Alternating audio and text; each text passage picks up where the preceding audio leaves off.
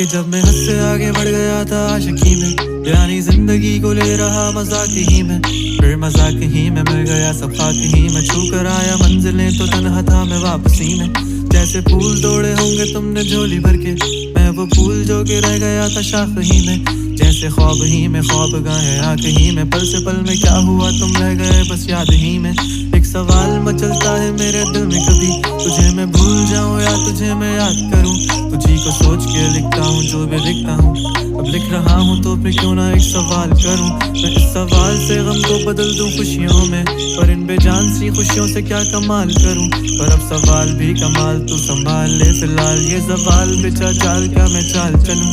चाल चल तू अपनी, मैं तुझे पहचान लूंगा, मैं अपनी महफिलों में सिर्फ तेरा ही नाम लूंगा। तुझे पसंद है धीमा लहजा और बस खामोशी।